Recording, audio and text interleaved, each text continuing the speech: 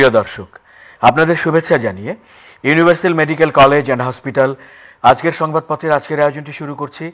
আমি মীর মাসরুর জামান। সংবাদপত্রের শিরোনামগুলোকে ঘিরে চলমান পরিস্থিতি নিয়ে আলোচনার নিয়মিত এই আয়োজনে আজ সম্মানিত অতিথি হয়ে আমাদের সঙ্গে রয়েছেন দৈনিক সমকালের উপসম্পাদক জনাব মাহবুব আজিজ। আমরা স্বাগত জানাচ্ছি আপনাকে আমাদের মাঝে। ধন্যবাদ। তো সংবাদপত্রের শিরোনামগুলো দেখে আলোচনায় যাচ্ছি। বাংলাদেশ প্রতিদিন। বিএনপির মনোনয়ন পাচ্ছেন কারা? তারেক রহমান দেশে ফিরে ঘোষণা করবেন প্রার্থী তালিকা।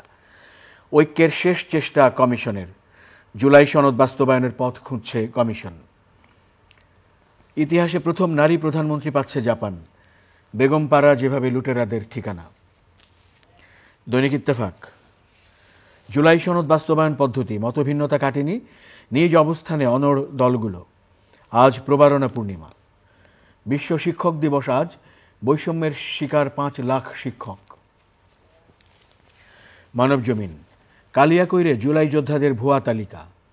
নিজাম হাজারীর অন্য খেলা। জুলাই আন্দোলনে হত্যা চেষ্টা, বাদী দেন 57 জনের নাম, আসামি হয়ে গেল 319। কালের কণ্ঠ। রেকর্ড খেলাপিতে নাজুক ব্যাংক। চীনের প্রেসিডেন্টের মূল্যায়ন, বাংলাদেশের সম্পর্ককে অত্যন্ত গুরুত্ব দেয় চীন। হাল ট্রিপ কেলেঙ্কারির হোতা তাসবির কারাগারে। আমার দেশ। ভারতীয় সহ 19 জনের তথ্য তলব দুদকের, রিজার্ভ চুরি সহ বিভিন্ন অভিযোগ। আমাদের সময়। বাংলাদেশ ভারত যাত্রীবাহী রেলে কাটেনি অস্থিরতা। সুন্দরগঞ্জে অ্যানথ্রাক্সে মারা গেছে 10টি গরু। কালবেলা। 50,000 টাকা খরচায় 1000 কোটির হাউজিং সাম্রাজ্য। সময়ের আলো। গণভোটে সমাধান খুঁজছে কমিশন। ফেসবুকে শহীদুল আলম, একসঙ্গে গাজার পথে ফ্লোটিলার সব জাহাজ। খবরের কাগজ। সাবেক রাঘব বোয়ালদের কর আদায়ে বিপাকে এনবিআর। প্রস্তাবে রাজি হামাস, ট্রাম্পের নির্দেশ উপেক্ষা করে হামলা, গাজায় শান্তি প্রচেষ্টা। আলোকিত বাংলাদেশ। হামাসের সাড়া, বন্ধ হচ্ছে যুদ্ধ। দৈনিক করতোয়া। বাংলাদেশের সম্পর্ককে বেশ গুরুত্ব দেয় চীন, শি জিনপিং। আমরা শিরোনামগুলো দেখছিলাম দৈনিক সংবাদপত্রগুলোর। তো আজ আসলে খুব গুরুত্ব দিয়ে আমরা শিরোনাম হিসেবে একটু অভিন্নভাবেই দেখতে পাচ্ছি। প্রায় সবকটিতেই একটি প্রধান শিরোনাম হিসেবে এসেছে ঐকমত্য কমিশনের যে উদ্যোগ, রাজনৈতিক দলগুলোকে জুলাই সনদের বিষয়ে ঐকমত্যে নিয়ে আসা, সেই প্রসঙ্গটি। কোথাও গণভোটের সমাধান খুঁজছে, এটি আছে। কোথাও আছে মিটিং, সামনের বৈঠকগুলোতে প্রস্তাব উত্থাপন করা হবে ইত্যাদি। আমরা আলোচনা শুরু করতে চাই। জি, আসলে জুলাই গণ অভ্যুত্থানের পরেই আপনি জানেন যে 5ই আগস্টে যেই অসামান্য গণ অভ্যুত্থানটি হয়ে গেল, এরপর মানুষের মধ্যেও কিন্তু একটা বড় ধরনের প্রত্যাশা ছিল যে জাতীয় রাজনীতির ক্ষেত্রে একটা সংস্কারের ব্যাপার আসবে, এবং এটা কিন্তু সরকার প্রায়োরিটি দিয়েই শুরু করেছে। এবং যে প্রথম যে 6টি সংস্কার কমিটি হলো এবং পরবর্তীতে 5টি, আপনার মনে পড়বে যে এই 6টি সংস্কার কমিটির প্রথম কমিটিটি ছিল সংবিধান ও নির্বাচন সংক্রান্ত সংস্কার কমিটি, এবং এই কমিটিতেই কিন্তু খুব প্রকাশ্যে অনেক মিটিং হলো এবং অনেকবার এই মিটিং হতে হতে একটা পর্যায়ে গিয়ে এসে পৌঁছেছে যে 5 তারিখে, অর্থাৎ যে দিনটি শুরু হতে যাচ্ছে, এই দিনই আজকে সম্ভবত একটি র্যাপ আপ হতে পারে বলে ঐকমত্য কমিশনের সহসভাপতি আলী রিয়াজ সাহেব আজকে জানিয়েছেন। তো এইটার আমরা দেখছি যে প্রধান উপদেষ্টাও অনেকবার বসেছেন, বেশ কয়েকবার, একাধিকবার বসেছেন। প্রথমে বিএনপি, এনসিপি, জামাত, এই 3টি দল, এবং পরবর্তীতে আরও 27টি দল, মোট 30টি রাজনৈতিক দল অনেকবার বসেছেন। 84টি সংস্কার প্রস্তাব এসেছে, তার মধ্যে সম্ভবত 11টিতে সকলের মত পার্থক্য আছে, অন্যগুলোতে কিন্তু সবাই একমত হয়ে গেছে। এখন দেখা যাচ্ছে যে কোনগুলোতে একমত নাই, যে আপনার নিম্নকক্ষ এবং উচ্চকক্ষে আনুপাতিক হারে নির্বাচনের কথা বলতে শুরু করেছে জামাত। নিম্নকক্ষ আগে ছিল না, উচ্চকক্ষই ছিল, এখন তারা নিম্নকক্ষও বলছে। এছাড়া অন্যান্য বিষয়গুলোতে খুব বেশি বড় যে টানাপোড়েন সেরকম নাই, আরও 2-4টা বিষয়গুলো রয়েছে। এখন এই জিনিসটা কিভাবে আপনার সমাধানের টেবিলে আসবে, কিছু কিছু যে বিষয়গুলো রয়েছে, এখন দেখা যাচ্ছে যে সংবিধানে জুলাই সনদ সন্নিবেশিত হবে কিনা এটা নিয়ে এনসিপি কথা বলছে এবং জামাতও কথা বলছে। আবার বিএনপি বলছে যে সংবিধানে জুলাই সনদ দেবার প্রয়োজন নাই, কারণ মুক্তিযুদ্ধজাত একটি দেশ, সেখানে হঠাৎ করে জুলাই সনদটা দেবার আদৌ প্রয়োজন আছে কিনা, থাকলেও সেটার একটি গণভোটের প্রয়োজন আছে, মানুষ কি চায়। অর্থাৎ সব কিছু মিলিয়ে এই কয়েকটি বিষয় যদি আপনি খেয়াল করুন যে এখানে আসলে মূল জায়গাটি যেই কারণে ২৪-এর গণ অভ্যুত্থান, যে গণতন্ত্র ও বাকস্বাধীনতার অর্জনের জন্য যে লড়াই, সেই জায়গাটিতে সকলে যেন আরেকটু ফোকাস হলে ভালো হয়। এই সংস্কার এখনই যে সব হতে হবে তা কিন্তু নয়। সংসদ আসবে, নির্বাচিত সংসদ এলে সেখানেও অনেক আলোচনা হবে, এবং এই যেই কথাটি আসলে বিএনপি বলছে সেটাই অপেক্ষাকৃত অনেক বেশি যুক্তিসঙ্গত বলে মনে হয়, যে এই সমস্ত কিছু এই টেবিলেই সমাধানযোগ্য নয়, এক টেবিলেই সব সমাধানযোগ্য নয়। আর যেখানে গত ১২ বছরের ৩টি নির্বাচন অনুষ্ঠিত হতে পারেনি ঠিক মতো, একটি একক নির্বাচন হয়েছে, একটি হয়েছে আপনার রাতের বেলা ভোট, আরেকটি হয়েছে আমিডামির ভোট, এই ৩টি নির্বাচন হয়েছে একেবারে যাই খুশি তাই, জবাবদিহিহীনতায় একদম জাতি নিক্ষেপ অবস্থায় পৌঁছে গেছে। তো ওই জায়গা থেকে এখন যে সংস্কার কমিটিতে যে বৈঠকগুলো হচ্ছে, এবং আজকে ৫ অক্টোবর, এবং একটা বিষয় আমাদের একমত হওয়া দরকার যে আর আছে মাত্র ৪ মাস। এখন যদি দলগুলো একটা হাসি মুখে ঐক্যমত্য স্থাপন করতে পারে, তাহলে কিন্তু নির্বাচনটা একটা উৎসব মুখর পরিবেশে আমরা দেখতে পাই। এখনও যদি এই রকম আবারও টানাপোড়েন চলতে থাকে, সে এটাতে রাজি না, ওইটাতে রাজি না, এবং কোন উপায়ে এটা সমাধান হবে, এখন গণভোটের প্রয়োজন আছে কিনা, সেই গণভোটটা তাহলে কখন হবে, আবার গণপরিষদের কথাও কিন্তু এনসিপি বলছে, বিষয় কিন্তু অনেকগুলো ঝামেলা আছে। তবে আমরা যেটা মনে করি, সরলভাবে সোজা একদম কথা, যে গণতন্ত্র একদিনে সম্ভব না। এটা শত শত বছর ধরে যেগুলো বড় রাষ্ট্র আছে তারা প্র্যাকটিস করছে। সেখানে আমাদের মাত্র ৫৪ বছরের একটি রাষ্ট্র, সেখানে আমরা গণতন্ত্রের জন্য অন্তত ২টি গণ অভ্যুত্থান সম্পন্ন করেছি, একটি ৮০ দশকের এরশাদের বিরুদ্ধে, আর একটি ১৬ বছর আন্দোলনের পরে শেখ হাসিনার বিরুদ্ধে। যে দুটি যে গণ অভ্যুত্থানের মূল প্রত্যয় হচ্ছে গণতন্ত্রের সপক্ষে জনগণের মানে একদম সমর্থন। তারা গণতন্ত্র চায়, তারা জবাবদিহি সম্পন্ন একটি সরকার চায়, এবং তারা বাক স্বাধীনতা চায়। এই ন্যূনতম লক্ষ্যগুলো যদি পূরণ হয়, এবং সেটার জন্য একটি অবাধ সুষ্ঠু নির্বাচন, অন্তর্ভুক্তিমূলক নির্বাচন প্রয়োজন। সেই অন্তর্ভুক্তিমূলক নির্বাচনের ক্ষেত্রে এখন কিন্তু জামাত এবং এনসিপি আবার শুরু করেছে যে আওয়ামী লীগের পাশাপাশি আপনার 14 দল এবং জাতীয় পার্টিকে নিষিদ্ধ করতে হবে। এইটাও কিন্তু খুব বেশি জরুরি বলে মনে হয় না, অপ্রয়োজনীয় দাবি। কারণ আপনি যদি একটি বড় অংশকে নির্বাচনের বাইরে রাখেন, শুধু আমি আর আপনি মিলে নির্বাচন করব, এই চিন্তাগুলো কিন্তু শুভ উদ্যোগ নয়। কাজেই সরকারকে দৃঢ়তার পরিচয় দিতে হবে, দৃঢ়তার পরিচয় দিয়ে যতখানি সম্ভব অন্তর্ভুক্তিমূলক নির্বাচনের দিকে এই জাতীয় ঐক্যমত্য কমিশনের বৈঠকটাকে সুসম্পন্নর দিকে নিয়ে যেতে হবে। জুলাই সনদ বাস্তবায়নের শিরোনামটিতে একটি উপশিরোনাম রয়েছে এরকম, ব্যর্থ হলে ছেড়ে দেওয়া হবে সরকারের উপর। আপনি যেমন বলছিলেন যে সরকার এসে পরবর্তীতে এগিয়ে নিতে পারে, এবং বিদ্যমান বাস্তবে আপনি যে অন্য দলগুলোর যে দাবির কথা বলছেন, এটাকে কতটা আপনার আসলে বাস্তবায়নযোগ্য মনে হয়? এখন দেখুন, আপনি যেটা বললেন যে সরকারের উপরে ছেড়ে দেবে, সরকারই কিন্তু জাতীয় ঐক্যমত্য কমিশন তৈরি করেছে, এবং এই জায়গাতে সরকারের জায়গাটাতে যেটা আমরা মনে করছি যে বারবার সরকার কিন্তু একটু তার ফোকাসটা যদি আরও সুনির্দিষ্ট করতে পারে তাহলে ভালো হয়। সুনির্দিষ্ট কোন জায়গায়? নির্বাচন হবে, এটা বারবার বলবার আর কিছু না, নির্বাচন তো হবেই। ফেব্রুয়ারিতে একটা তারিখ ঘোষণা দিয়ে দাও, এটা তফসিলের একটা তারিখ অন্তত এখন চলে আসতে পারে। ১ ২ নাম্বার হচ্ছে সেখানে আসলে কারা অংশগ্রহণ করবে বা করবে না, এই অন্তর্ভুক্তিমূলক যে নির্বাচনের বিষয়টি, এইটাও এখনো ঝুলে আছে। হঠাৎ করে 14 দল এবং জাতীয় পার্টির যে নিষিদ্ধের দাবিটা তুলল জামাত এবং এনসিপি, এটা কিন্তু আগে ছিল না, সেই অর্থে বড় অর্থে ছিল না। আপনি যদি এখন এই আওয়ামী দোসর খুঁজতে যান, এই দোসর খুঁজতে গেলে কিন্তু অনেক দোসরই বেরিয়ে আসবে। কে কার সাথে কখন দোসর ছিল, এই সমস্ত অতীত ইতিহাসের রাজনীতির টেবিলে এগুলো না আলোচনায় করাই ভালো। আর সবচেয়ে বড় কথা, মানুষ কি চায় এটা নির্বাচনে আমরা দেখি না। মানুষ যদি না চায় 14 দল এবং জাতীয় পার্টিকে, এমনকি আওয়ামী লীগকে, তারা তো এমনিতেই বাতিল হয়ে যাবে। আমার ব্যক্তিগত মত হচ্ছে আওয়ামী লীগকেও নির্বাচনে আনবার উদ্যোগ নেওয়া উচিত এই অন্তর্বর্তীকালীন সরকারের।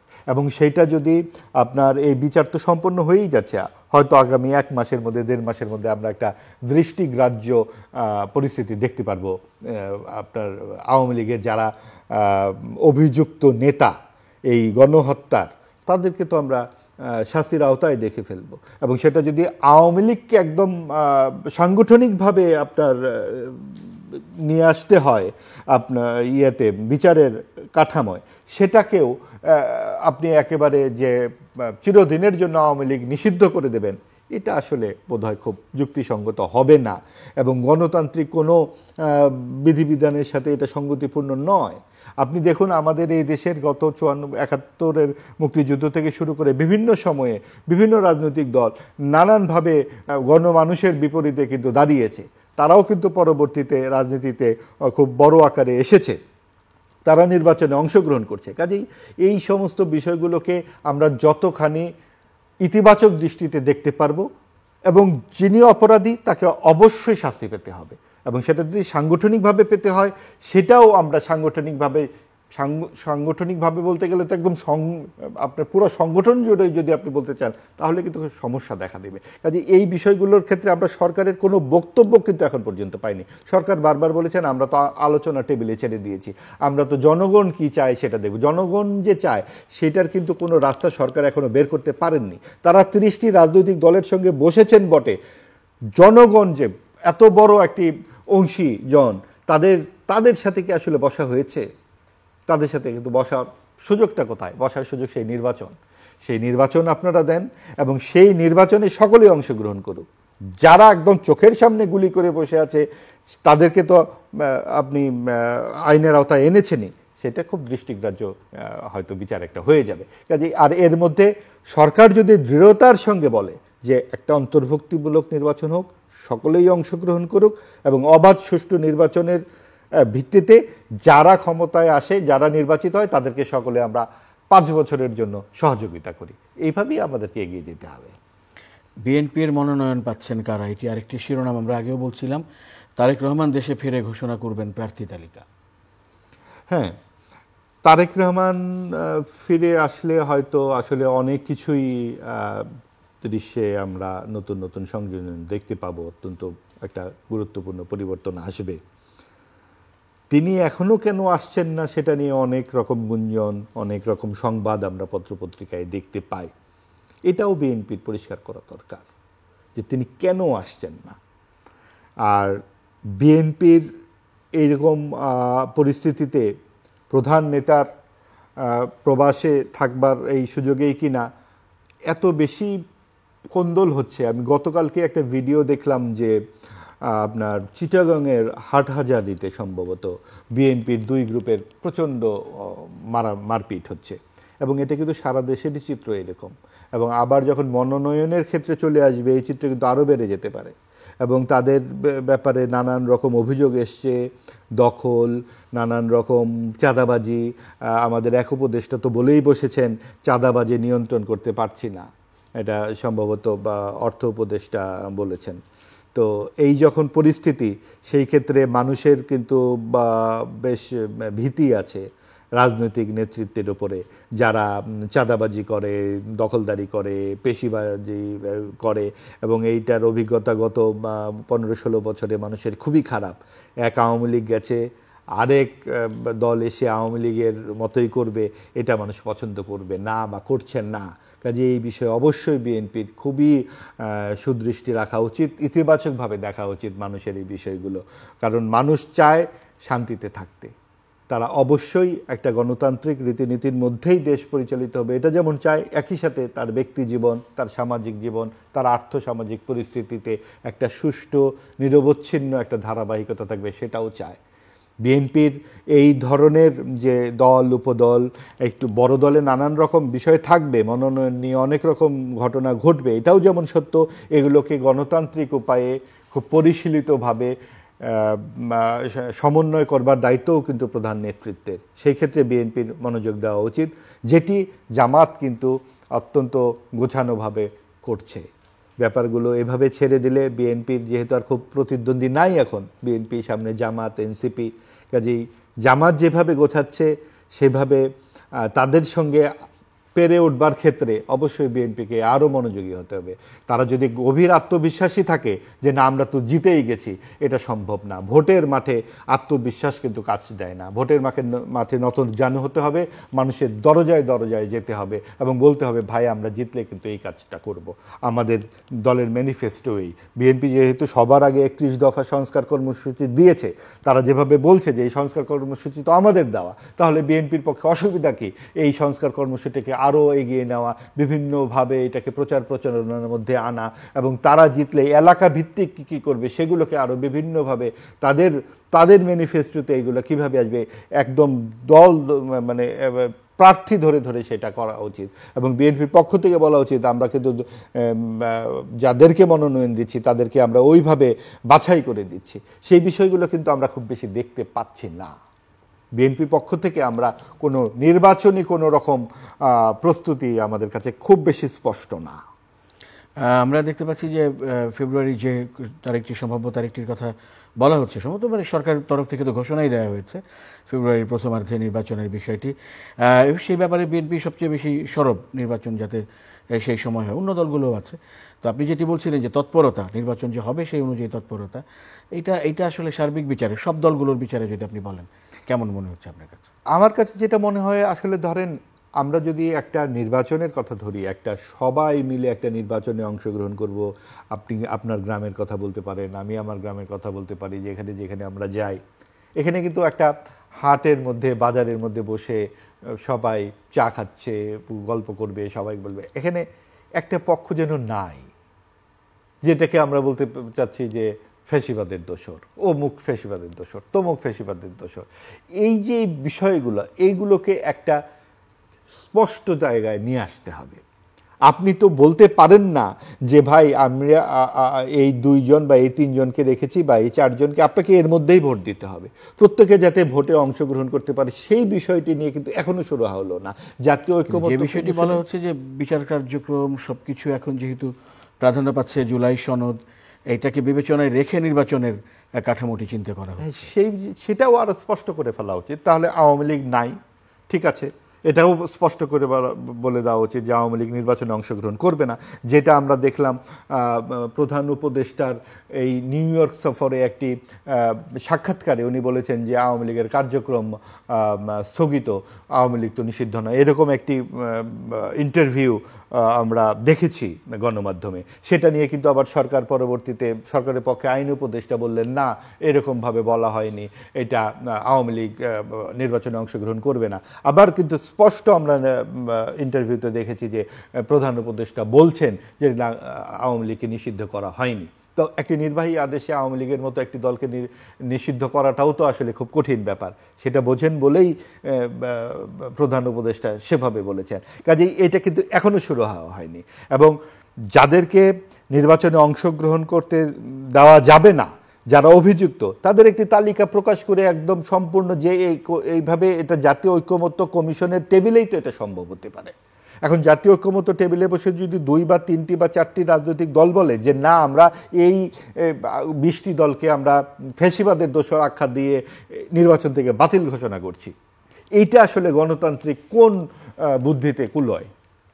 এটা নিয়ে কিন্তু বিতর্ক থাকবেই এবং ভবিষ্যতেও এই বিতর্ক হবে। আপনি হয়তো এইবার নির্বাচনটি করে ফেলতে পারলেন, কিন্তু আপনি সমাজের একটা বড় অংশকে নির্বাচনের বাইরে রাখবেন, এবং তখন এটা কেউ যখন আমরা বলছি তখন আমাদেরকে বলবেন আপনি ফ্যাসিবাদের দোসর, এই কথা বলবেন। আমরা যখন বিএনপিকে বাদ রেখে নির্বাচন করা হয়েছে তখনও কিন্তু আমরা বলেছি যে বিএনপির মতো একটি দলকে বাদ রেখে নির্বাচন করাটার কোনো অর্থ হয় না, বাকিদের কথা কি শোনা হবে না? এটা যখন আপনার 24-এ নির্বাচনের হয়েছে তখন বলা হয়েছে, 18 নির্বাচনে বলা হয়েছে, 14 নির্বাচনে বলা হয়েছে, তাহলে এখন যখন 26-এ নির্বাচন হবে আবারও কিন্তু সেই একই কথা বলা হচ্ছে। কেন একই রকম কথা বলতে হবে? নির্বাচনে কিন্তু আপনার সকল মতের, সকল দলের অংশগ্রহণ জরুরি। এখন হতে পারে যে আপনার একটা টাটকা অভ্যুত্থান ঘটে গেছে, সেখানে গণহত্যায় অংশগ্রহণ করেছে, সেই বিবেচনাগুলো সামনে রেখে যতখানি সম্ভব অন্তর্ভুক্তিমূলক নির্বাচন করবার এই যে প্রত্যাশাটি, এই প্রত্যাশা পূরণের কাজ কিন্তু আপনার ঐক্যমত্য কমিশন এবং সরকারের করা উচিত। আমরা ভিন্ন শিরোনামে যাই। গাজায় থামিনি হত্যাযজ্ঞ, ট্রাম্পের আহ্বানের পরও এরকম শিরোনাম আমরা দেখেছি।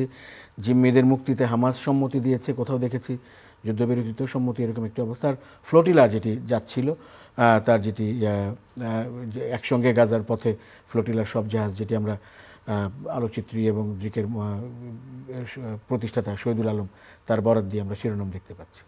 যে আসলে এই রকম একটি মর্মান্তিক অমানবিক যে কার্যক্রম চালাচ্ছে ইসরায়েল এবং এটা যুক্তরাষ্ট্রের মদতে, এটা তো সারা বিশ্ব বিবেকের বিরুদ্ধে, এবং এটার সর্বোচ্চ প্রকাশ আমরা দেখতে পাচ্ছি যে সারা দেশ থেকে, সারা পৃথিবীর বিভিন্ন দেশ, অন্তত 40টি দেশের মানুষ সেখানে আপনার ফ্লোটিলায় রওনা হয়েছে। আমাদের বাংলাদেশের দ্রিকের প্রতিষ্ঠাতা আলোকচিত্রী সাংবাদিক শহীদুল আলম সেখানে আছেন।